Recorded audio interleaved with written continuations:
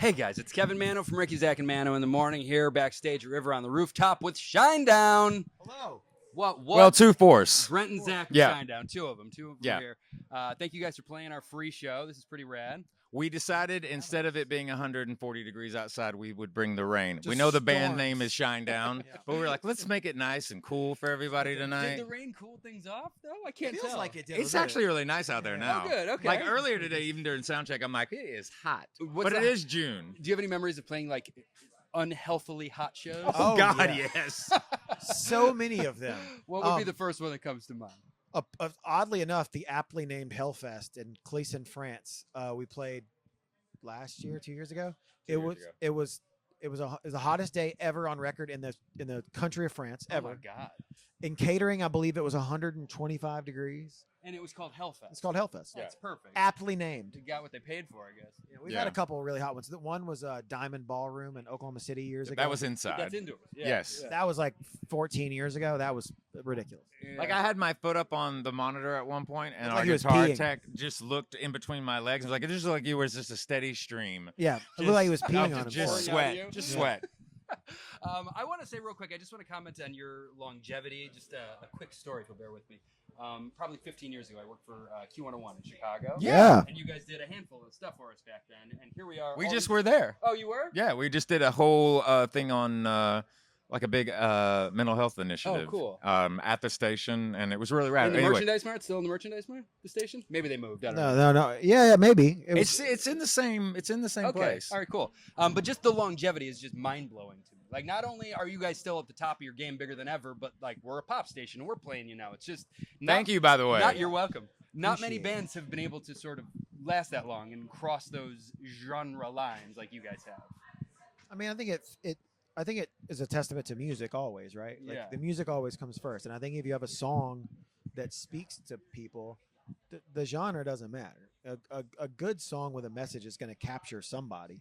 It doesn't matter what station they're on. You know what I Yeah. mean? So I think that it was a natural progression for us. We were here 15 years ago on a pop station, and I think that progression is natural with us, just because the songwriting we take it very seriously. How do you guys keep it fresh? I feel like that's not an easy thing for bands to do. I don't think we try to. I think we don't want to repeat ourselves. That's the most important. Yeah. Not repeating yourself.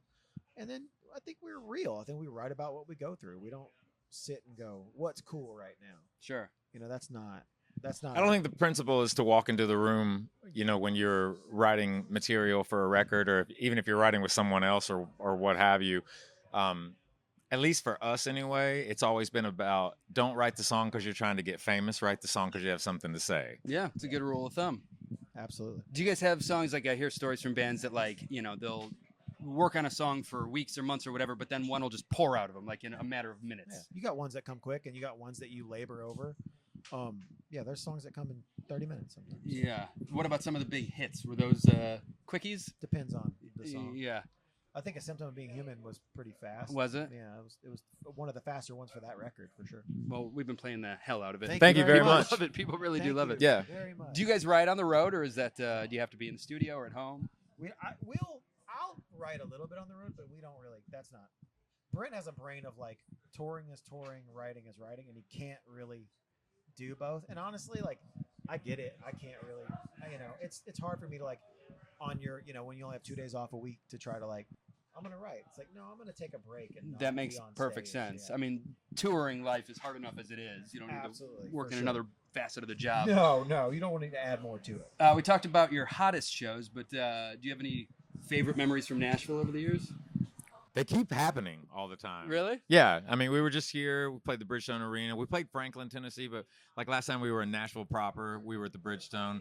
The very first time that we played the Ryman, we played 2 nights because they asked us to do 2 nights. So It's we've an only iconic played it. venue. That was the fun. first time we played there we did 2 nights in a row, which was really rad. Yeah. Nashville is just, I mean, he's from Memphis and I'm from Knoxville. So like when I had a car, This is the middle for us. Yeah. This is where we Sure. come on weekends. yeah, like I had, 16 got my license. I was either in Atlanta or I was in Nashville. No, that's awesome. Yeah. How do you feel about the way it's changed over the years since then?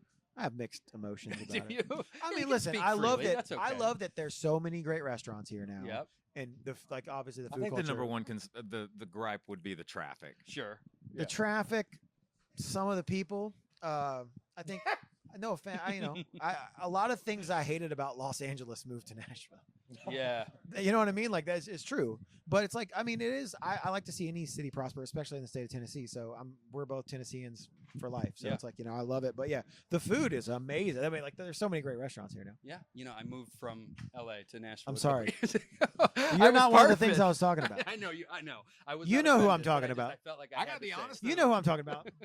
Woo girls and Yeah. Oh my god. Yeah. But they were already here. Dudes who wear weren't they? bracelets and fedoras. They were already here though. The Woo girls. The bachelorette parties. That's always been. Yeah, a they thing. visit. Yeah. They didn't live here yet. Okay, They live here now. So it's almost been. I'll let you guys go in a second here, but we're coming up on the 2-year anniversary of Planet Zero. Congratulations. Yeah. What's next for you guys? We're in the middle of like putting things together right now. Just in general, we're definitely at when you have a song like Symptom that crosses 5 formats. Is it the biggest one you've ever had? It's up there. Yeah. Second Chance and this one are kind of neck and neck with each other at the moment. But again, something that like your audience may not know about us is that for us, like we have 31 singles as a band, and we have 7 records, and like radio is like a huge deal for this band because radio built this band. We understand that streaming is a part of, how people consume music and what have you, but we were built in North America by the radio. So like when I think about the fact that like we have the most number ones, the most top 5s, and the most top 10s on rock radio. Wow. And that's still something that's kind of insane to even say out loud. But the thing is for us is that it's always been about being very, very broad and having a vast palette musically. Like we mix genres and momentum and all of that. We've always been an open-minded band when it comes to multi-formats. So for us, like now, I think more than anything is, when you get an exposure and you can grow that audience, there is a question mark there of like, okay, what is the next record going to sound like? Because you have this awareness. We're still going to be who we are, but we've always been fearless. So, I mean, we're going to be in the middle of writing new material this year. I don't know if anything new will be out this year. And then just kind of putting the design together for what that next record looks like and kind of, we're known as a band that when we put the record out, we usually, 2 years on a record. Tour pretty hard. We release 4 to 5 singles. But what we're looking forward to the most is just continuing to grow the audience. Yeah, great. Well, it's happening. We're happy to have you here tonight. I cannot wait to see you guys. You're so good live. You're at the top of your game, like I said earlier. Trying. You both look happy and healthy. Thank you for being here. No problem, man. Appreciate it. Shinedown or River on the Rooftop. Thank you guys. No problem.